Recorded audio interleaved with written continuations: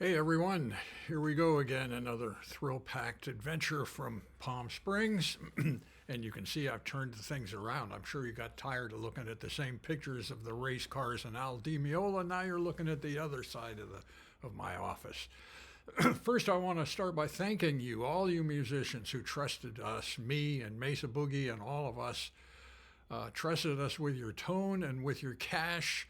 We really appreciated it, still do, and it's an amazing thing. Same with Gibson, they appreciate it. There's a lot of good folks that work there, and they love Mesa Boogie too. Hey, I want to talk about New York this time.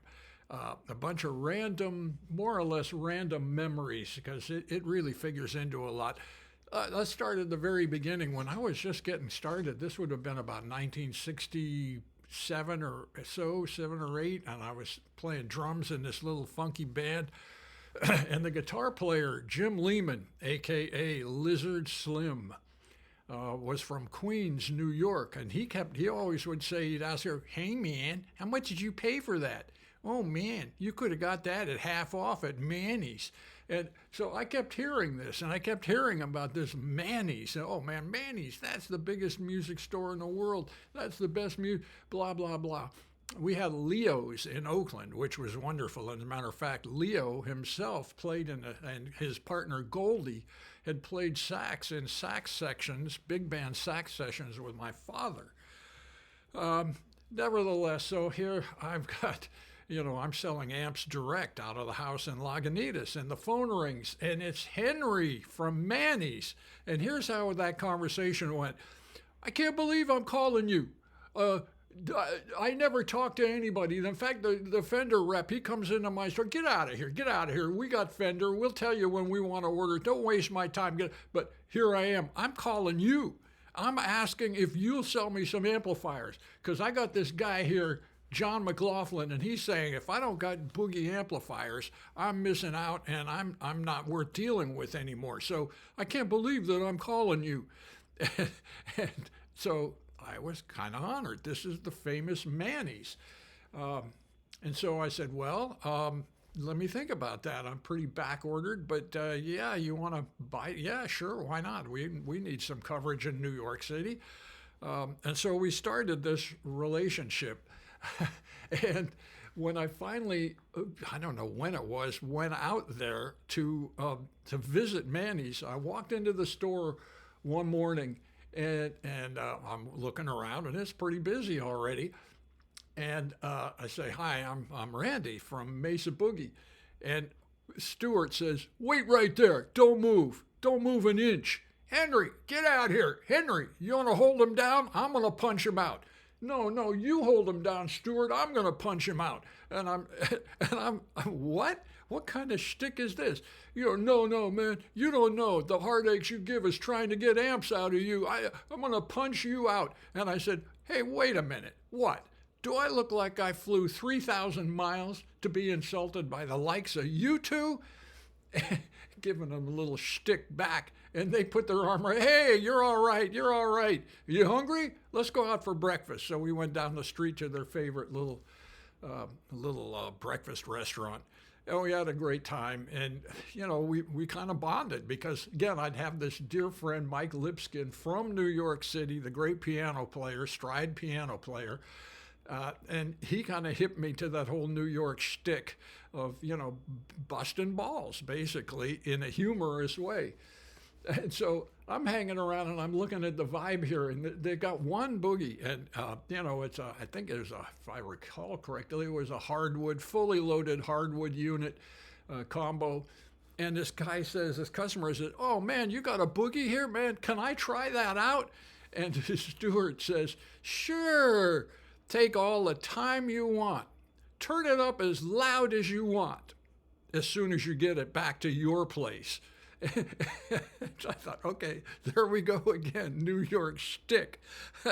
So backing up a bit, Manny's music is a great story. It's a great American immigrant story. The original Manny Moskowitz, the way I understand it, came over almost penniless, and started a little pawn shop in a terrible part of what then was New York's a terrible part then of what was New York City. And eventually he decided rather than selling everything in my pawn shop, I'm going to concentrate on musical instruments. Probably because musicians were an easy mark, you know, they're broke one month and they got to hawk their horn, and then they got another gig, they got to get their horn back, you know, I don't know. And so at any rate, but he had the vision, the old man, and he accumulated enough money that he eventually bought a little shop where he ran his pawn shop cum music store. Well, that was all great until Rockefeller Center was about to be developed, and so they're buying up everything in order, you know, this is huge, it's a whole block if not more, you New Yorkers would know. And Manny is a holdout. He won't sell. He said, no, this is not about money, this is about family. This is about owning real estate, and the reason why they call it real estate is because it's real. And so he's the last holdout, and he just will not sell. And he's holding up the whole huge project of the Rockefeller Center. And finally, the only way that he'll agree to abandon his property title is if they buy him a building, which they did on 48th Street, which became, as a result of that, this mecca of music retail. That one block of 48th Street was unbelievable because not only was there Manny's, but right across the street was Sam Ash in 3 different locations. Then up the street was Rudy's on the corner, and he was in one building, but on 3 or 4 floors of it. And then there were a couple other music stores too. It was incredible. It was, I'd never seen such a concentration as that in music stores. So we did great business with Manny's for quite a long time. Unfortunately, you know, that other adage of dirt to dirt in 3 generations sort of came out to play because at the end, we outlived Manny's. Manny's went under on the tutelage of the 3rd generation. Again, that was Judd and Ian, great guys. But, you know, business was getting tough and it was relentlessly competitive. And they thought there was a market in studios and in exporting to South America. I don't think either of those worked out as well. They should have just stayed with what they had because they did own the building. And after hanging around there, we went up and had cocktails up in this beautiful apartment that they had above the store. And I mean, it was great. New York is a whole different way. I've always lived in the country in California, away from the city. But I got to say, the apartments were really cool. And I asked them, again, this is the 70s. I said, so what would this rent? Oh, you know, about $14,000 a month. I said, what? And you just keep it empty? Well, yeah, because we can use it sometime. So at any rate, so later on we decided we're going to go out to dinner. That's great. So we all pile in the car. I think it was a Beamer. Can't remember for sure. We get about 2 blocks and practically have this collision in the intersection. And the driver, it was Stuart or Henry, I can't remember which. He said, yeah, hey, you jerk face, what do you learn how to drive? Get the fuck out of here. And the other guy, and then we go 2 blocks more, and the same thing happens again. They're getting out of their car. They look like they're going to be throwing dukes. And, well, you learn how to drive, get the fuck out of my way and all that. And I was like, wow, this is so hostile. I can't believe it. And I ended up asking the question. I said, hey, how come everyone is so freaking pushy and rude? And the answer was, yeah, well, because there's so many of us all packed into a little city here. The funny thing is, I asked one of my Japanese friends, Lou Hirabayashi, the same question about Tokyo. I said, how come everybody is so polite, clean, and deferential? And he said, well, because there's so many of us all packed together in one city. And so there's the same reason that motivates you to be polite or to be rude. I think the real difference is in Japan, in Tokyo, you're dealing with one tribe. the Japanese people, and they're wonderful people. There isn't an influx. When I'm there, I was like, oh, I'm the only white guy with round eyes here, and there is just seas of people. And in New York, as you know, it's just giant melting pot. There's everybody there. So another fond memory was, I think this was a different trip. I can't even remember. Doesn't matter. And I had an appointment to go out to Long Island to meet with Jerry Ash, the patriarch of the Sam Ash organization. This was some years later.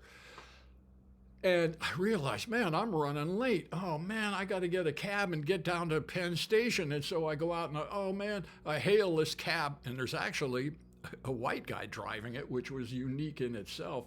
And I said, oh, man, how long does it take to get to Penn Station? Then the guy says, what do I got, a crystal ball? And I thought, oh, this is New York. How do I get there? Or should I just go fuck myself? Yeah, what do I got, a crystal ball? And again, I didn't know if it was a half hour or 3 blocks away. I had no idea. At any rate, I barely made the train. Got out there and was picked up by Jerry Ash, a finer gentleman you couldn't find. A wonderful guy, wonderful family. So he takes me right back to his house and meet the wife, and we're hanging around, and he's showing me everything. And believe it or not, he's showing me his office first and then his bedroom. And I said, so you sleep on the left side of the bed there, don't you? And he said, yeah, how did you know? And I said, look at the carpet. There's a path worn in. You get up in the middle of the night and go into your office pretty frequently is what it looks like. And he said, oh, man, you could tell, huh? What are you, Sherlock? At any rate, great guy. So we went out to lunch and had a good time. And we did pretty good business with Sam Ash. But again, it is hardcore. And we were asking, Steve Mueller was asking the question. This is Tex, our great deacon of marketing and enthusiasm and expertise. He's asking at Sam Ash on the 48th Street store, he says, hey, how come the Boogies look used here? I mean, these are brand new and they're all beat up. And the answer was, well, and how come you don't sell that many? He said, well, we still got them in stock. They don't sell. I said, what do you mean they don't sell? They look used. And the guy said, okay, here's the secret. That's my amp. I don't want to sell that. I gig with that amp. You what? Yeah, I just take it off the floor at night or on the weekends. I've recorded with that. I've got hundreds of gigs. I don't want to sell that amp. And so Steve is, oh, man, that's why you're not selling it. No, you don't want to try the Marshall here because I don't want to sell you the amp that I take out after hours. At any rate, I thought that was a pretty funny telling story. So what else happened here? Yeah, well, not too long ago, the Sam Ash organization collapsed as well. Now, you can't really blame that all on them because COVID was a huge hit that nobody saw coming. And if you're running a chain of retail stores and everybody's locked down, not to mention that you got the competition from Sweetwater, not to mention that the Ash organization made a fatal mistake, in Steve's humble opinion, by opening a store out in Hollywood.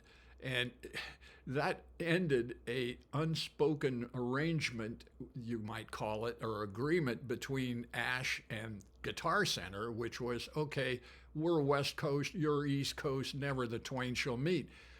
Well, that worked until Ash put a store down in the Hollywood district, not too far from our store, which we inherited. It wasn't our plan, but we inherited it. And it turned out to be a good thing. At any rate, that opened it. Oh, yeah, you did? Okay, well, so we're coming to New York. So business can be tough. But I tell you what, it's hard to improve on those eras, that era way back when still making amps had a huge back order.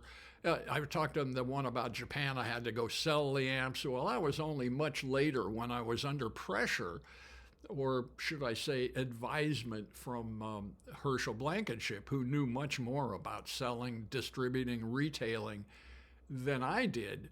And this is a funny story about that. We're sitting in a bar in Hong Kong, and he says to me, he says, "Oh, I figured it out." And I said, "What?" He said, "I figured out why you're not in a big hurry to open up all these dealers." And I said, "Well, yeah, I've been telling you, I've been going direct, and it works gangbusters. So what's different?" And he said, "Well, I understand that you weren't exaggerating." And I said, "What?"